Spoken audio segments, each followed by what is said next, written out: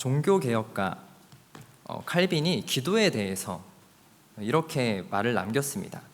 주께서는 우리가 합당하게 추구하는 목적을 허락하시지만 우리가 원하는 수단대로 허락하시지는 않는다. 간단하게 말씀드리면 하나님께서는 합당한 기도는 들으시지만 우리가 원하는 모든 것을 이루는 수단으로 하는 기도, 내 욕심이나 내가 그냥 단순하게 바라기를 원하는 그런 수단으로 하는 기도는 허락하시지 않는다는 말씀입니다. 오늘 우리가 함께 읽은 이 본문은 사도 바울이 하나님께 올려드렸던 기도가 있었는데 그거에 대한 응답에 대한 메시지입니다. 오늘 본문 9절 상반절 말씀을 우리 같이 함께 읽어보겠습니다.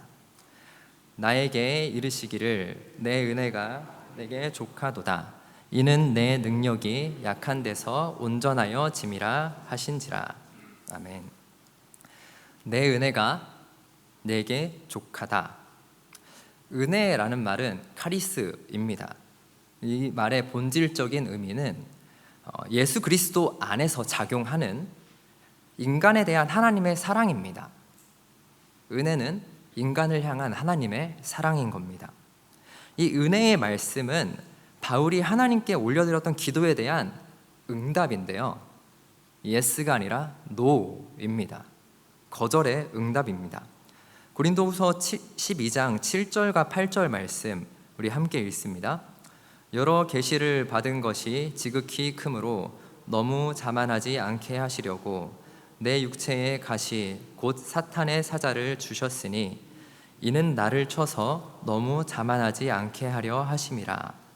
이것이 내게서 떠나가게 하기 위하여 내가 3번 주께 간구하였더니.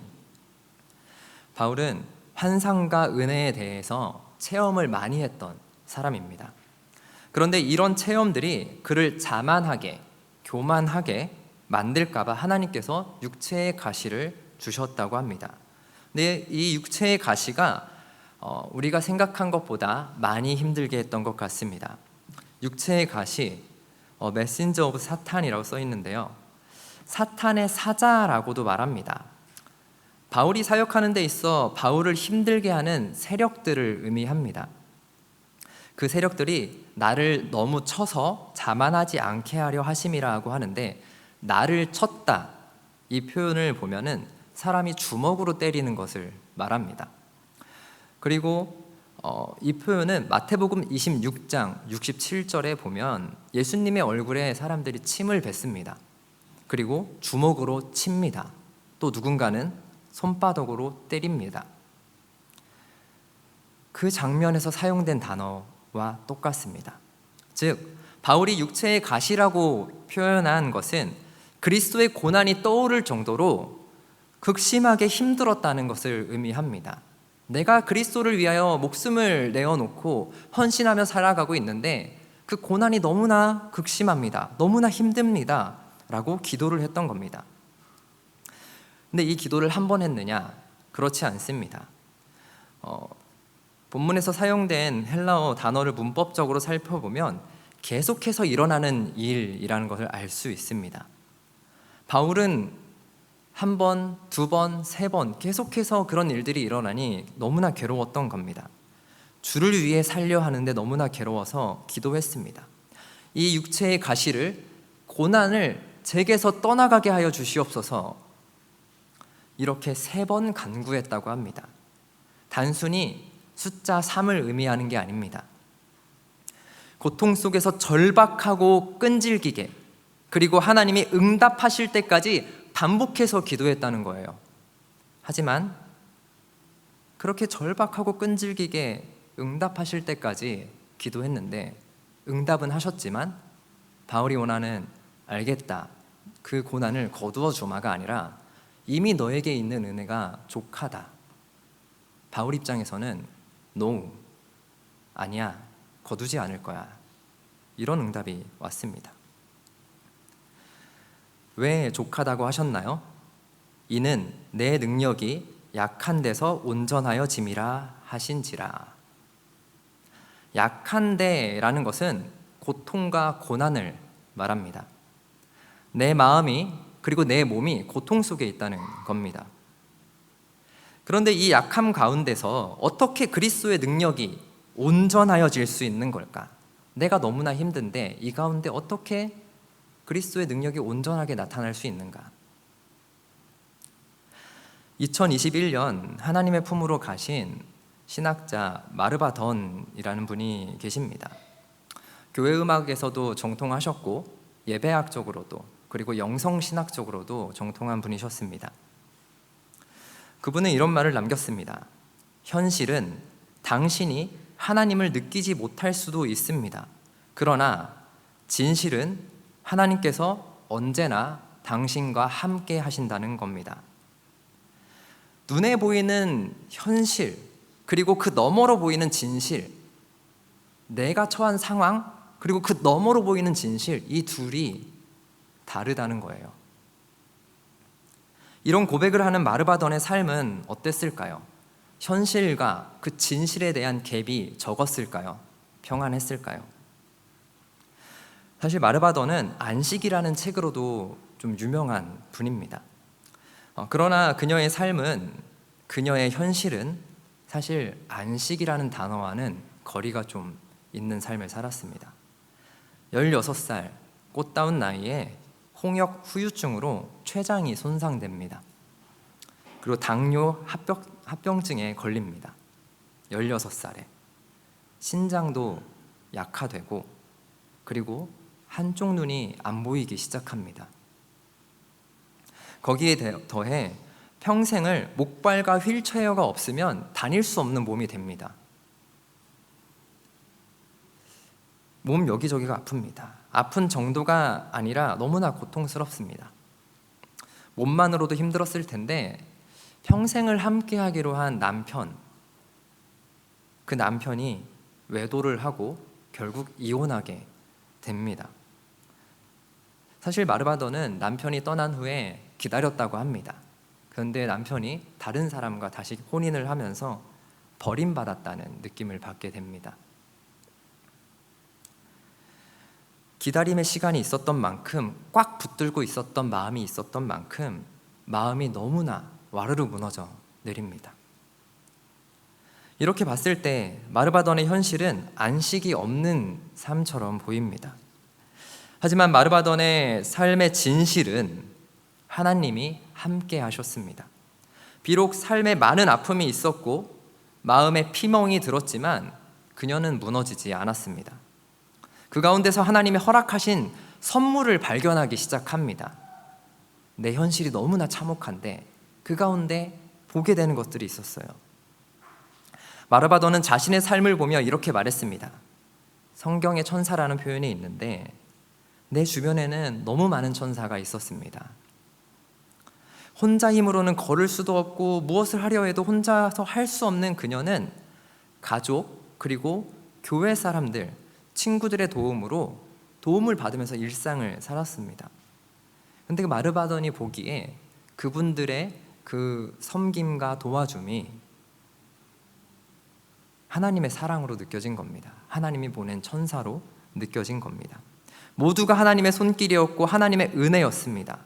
마르바던 자신을 사랑해 주시는 하나님의 사랑, 언제나 함께 하심의 은혜를 누리면서 나의 삶의 현실은 너무나 참혹하지만 이런 나를 하나님께서는 언제나 함께 하시는구나 라는 것을 느끼게 됩니다. 안식이라고는 찾아볼 수 없는 고난과 고통의 삶, 평생 함께 할 줄 알았던 배우자의 배신, 그녀의 인생은 바울이 말한 약함 그 자체입니다. 그러나 그녀는 그 약함에 집중하지 않고 그 약함을 해결하려는 것보다 다른 노력을 하기 시작합니다. 아마도 약함을 해결하기 위해 하나님 저의 이런 힘든 거를 해결해 주세요 라는 기도를 아마도 했었을 거예요. 그런데 그것만 붙들지 않았습니다. 이 약함만을 해결하는 게 하나님의 뜻이 아니라는 것을, 또 하나님을 오해할 수 있다는 것을 깨닫게 됩니다. 마르바던이 이렇게 말합니다. 치유를 강요하지 마라 하고 말합니다. 치유를 강요하지 마라. 아픈 사람한테 치유받아야 된다, 고침받기 위한 기도는 너무나 당연합니다. 근데 마르바던은 그걸 강요하지 말라고 합니다. 왜냐하면 치유에 대한 기도만 너무나 강요하고 나면은 하나님의 역할이 치유하는 하나님밖에 보이지 않는다는 겁니다. 하나님은 치유자로 정해져 버립니다. 내 마음이 이렇게 아프니, 내 상황이 이렇게 힘드니 하나님 저를 치유해 주시고 이 상황을 제발 해결해 주세요. 이렇게 기도할 수도 있습니다. 그러나 하나님이 이 기도를 만약에 들어주지 않았다, 치유에 대한 기도만 열심히 했습니다. 그런데 이 기도를 들어주지 않았다, 그럼 하나님이 그 사람을 버리신 건가요? 회복시켜 주세요, 낫게 해주세요 라고 했는데 하나님이 예스라고 안 하셨습니다. 그러면 하나님은 그 사람을 버리신 건가요? 아닙니다. 하나님은 버리신 게 아닙니다. 우리는 가끔 나의 약함 그리고 나의 고통, 그런 것에 집중한 나머지 하나님을 내 인생을 그냥 고쳐주는 존재로 여길 때가 있습니다. 자칫하다간 우리 기도는 하나님한테 하소연하는 기도, 넋두리하는 기도, 물론 하나님께 말씀드릴 수 있죠. 그런데 매번 넋두리하고 하소연하는 기도로 자리 잡을 수도 있다는 겁니다. 하나님이 내 기도를 들어주시는 느낌이 들지 않는다는 이유로 하나님이 나를 버리셨다는 생각은 진실이 아닙니다. 치유에만 집중하는 기도는 내 현실에만 집중하는 기도, 내 상황 중심적인 기도인 겁니다. 하나님 이 상황을 해결해 주세요. 하나님 고쳐주세요. 물론 필요한 기도지만 여기에 너무 집중하다 보면 내 상황 중심적 기도가 됩니다. 하나님의 뜻을 보지를 못하고 내 상황만 놓고 살아가는 사람이 돼버립니다. 그렇게 되면 내 눈앞에 보이는 현실만 보게 되고 그 너머에 있는 진실을 보지 못합니다. 진실은 그 순간에도 여전히 함께 하시는, 사랑으로 나를 안아주시고 계신 하나님이 여전히 그 자리에 계시다, 나와 함께 하신다는 게 진실입니다. 마르바더는 사실 장애 자체에 대해서 감사하지는 않았다고 합니다.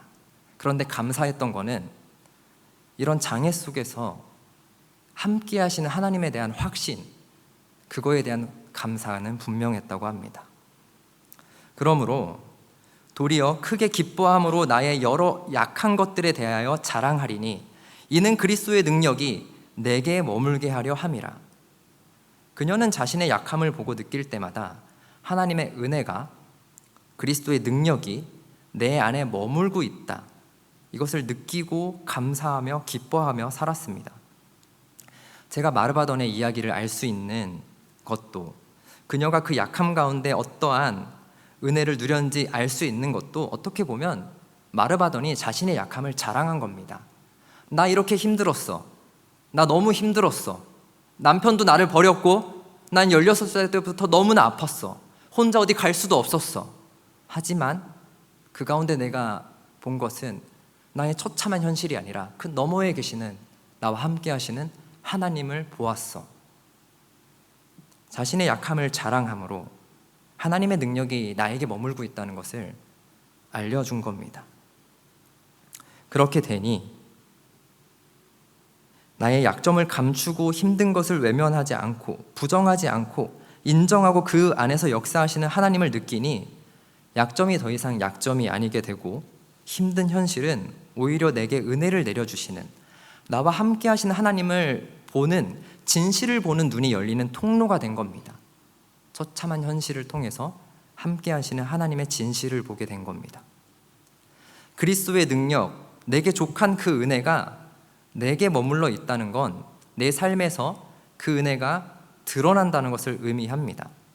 그러나 그 은혜가 나에게 머물러 있다고 해서 힘든 일이 아예 없는 건 아닙니다.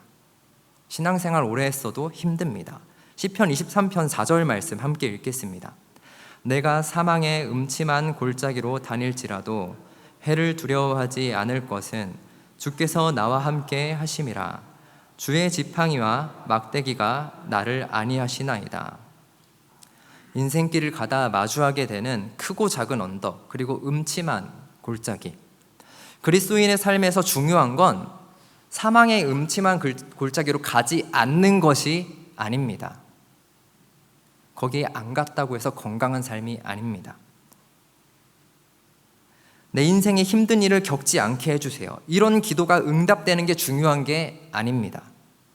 내 인생에 힘든 일이 오지 않는 게 중요한 게 아니라 내 인생에 우는 사자와 같이 달려드는 악한 사탄, 악한 영의 매서운 공격을 하는 마귀가 나에게 다가오더라도, 내 인생길에 음침한 골짜기를 마주하게 되더라도, 그렇게 어둠의 그림자가 가까이 오더라도 두려워하지 않는 마음, 하나님이 언제나 나와 함께 하신다는 그 믿음, 이 믿음을 갖는 게 중요합니다. 사망의 음침한 골짜기를 피하게 해달라는 기도 할 수 있지만, 이 기도에만 집중하는 것도 내 상황 중심적 기도가 될 수 있습니다. 왜 하나님이 나를 그곳으로 인도하셨을까?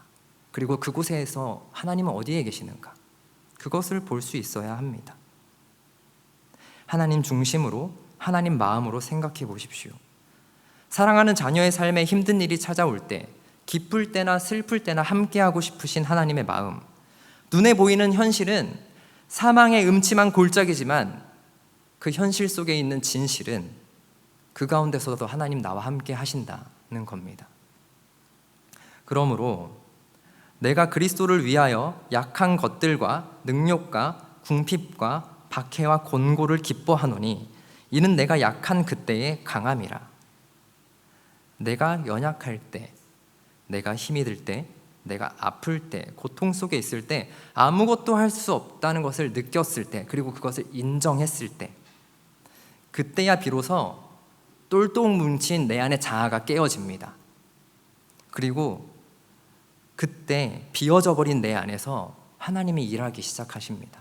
하나님 평소에도 일하고 싶어 하세요. 근데 공간을 내어주지 않는 거예요. 내 상황 중심적 기도, 내 상황에 대한 가득 찬 생각들, 그래서 하나님이 일하실 공간을 내어주지 않고 있는 겁니다. 현실만 바라보면 그렇게 됩니다. 마르바던이 인생의 후반에 이런 말을 합니다. 나의 깨어짐은 하나님이 일하시는 빈 공간입니다. 내게 약함이 있다 하여, 내 마음에 아픔과 공허함이 있다고 하여 그것이 크다고 해서 인생이 망하는 게 아닙니다. 오히려 그 아픔과 깨어진 공간, 빈 공간을 하나님께 내어드리면 나와 언제나 함께 하시는 하나님과 그 은혜를 누릴 수 있게 됩니다. 여러분의 삶에 고난이 유익이 되고 아픔 가운데 도리어 기쁨을 누릴 수 있게 될 겁니다. 내 인생에 가장 약할 때 빈 공간을 내어드림 속에서 도리어 하나님의 은혜를 크게 경험할 수 있게 됩니다. 이사야 49장 14절에서 16절 말씀을 함께 읽어보겠습니다. 오직 시온이 이르기를 여호와께서 나를 버리시며 주께서 나를 잊으셨다 하였거니와 여인이 어찌 그 젖 먹는 자식을 잊겠으며 자기 태어난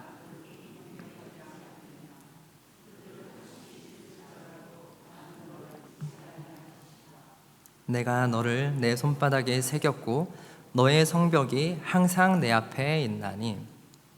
내 약함을 인정하고 나의 깨어진 빈 공간을 하나님께 내어드렸는데 그 은혜가 느끼지 않는 순간이 올 수도 있습니다.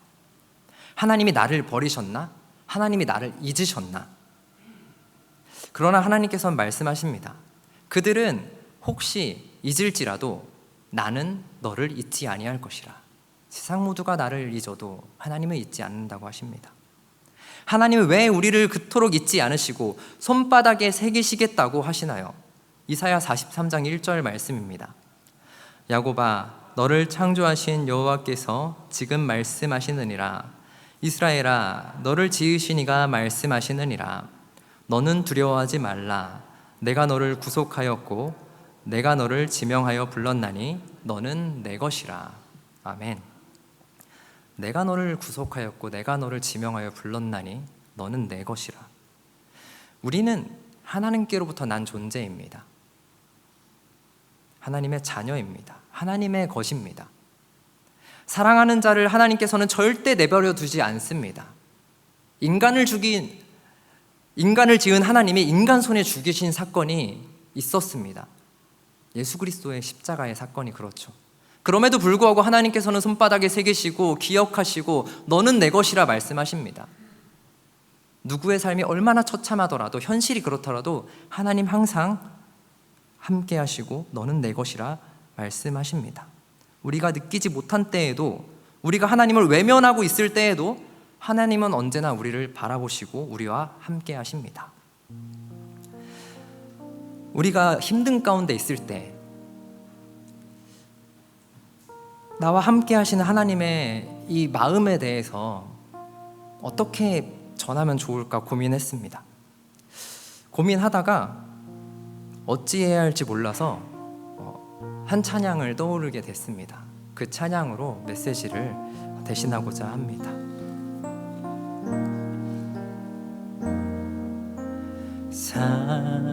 사랑하는 내 딸아, 너의 자금도 내겐 귀하다.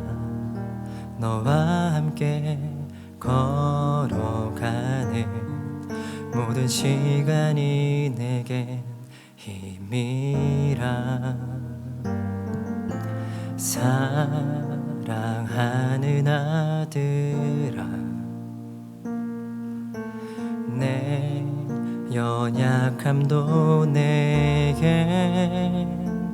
금이라. 너로 인해 잃어버린 나의 양들이 돌아오리라.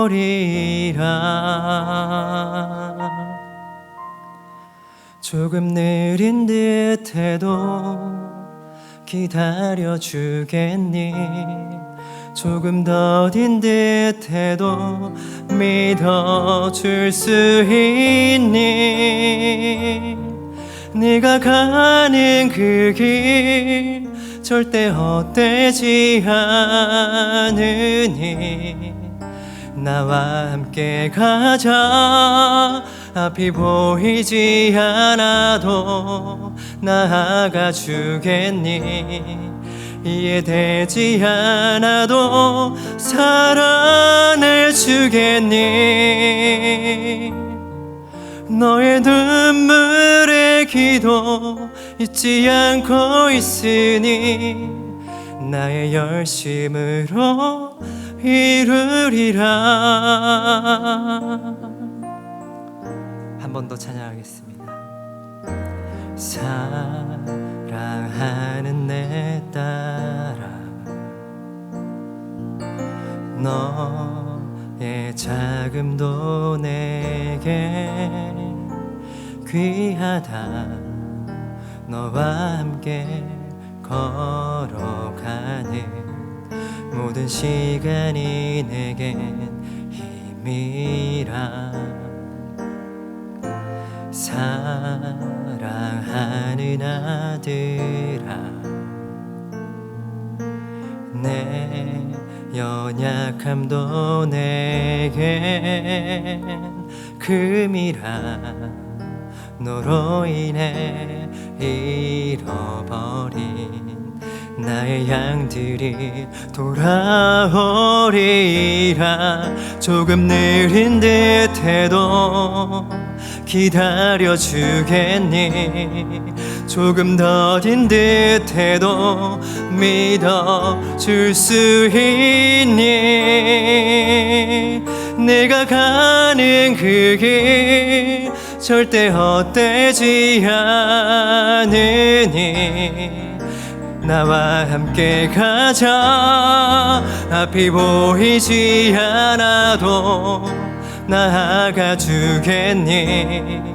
이해되지 않아도 사랑해 주겠니?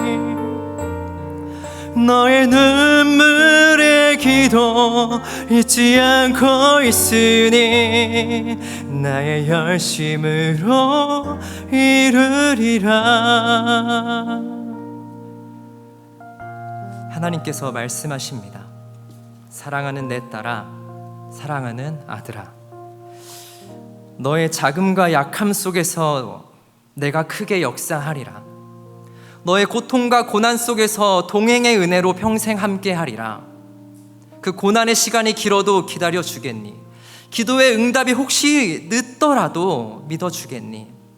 약함의 시간, 고난과 박해의 시간은 절대 헛된 시간이 아니니 나의 의로운 오른손 붙들고 나와 함께 이 길을 걸어가자. 너의 참혹한 현실 속에서 진실은 내가 너의 앞에, 너의 마음에 너와 함께 한다는 것이다. 내가 함께 하리라. 때로는 이해가 되지 않아도, 때로는 어두운 터널을 지나는 것 같아도 믿음으로 한 걸음 내딛어 주겠니? 나의 열심으로 이루리라. 그러니 당장 눈앞에 보이는 암담한 현실에 주저하지 말고 언제나 너의 손 꼭 붙잡고 너와 함께하는 내가 있다는 진실을 바라봐 주겠니? 하나님께서 말씀하십니다. 나의 안에 거하라. 어두운 터널을 지나고 계십니까? 남에게 말하지 못하는 아픔과 참혹한 현실 속에서 뒤에서 눈물 흘리고 계십니까?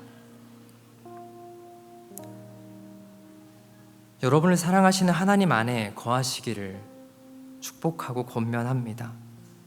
예배드리며 믿음의 식구들과 함께하며 매일 아침 해가 뜨는 것을 보면서 창조주 하나님을 바라보는 믿음, 참혹한 현실 속에서도 그 현실 안에, 그 너머에 있는 하나님, 그 진실하신 하나님을 보고자 하는 끝없는 영적인 노력,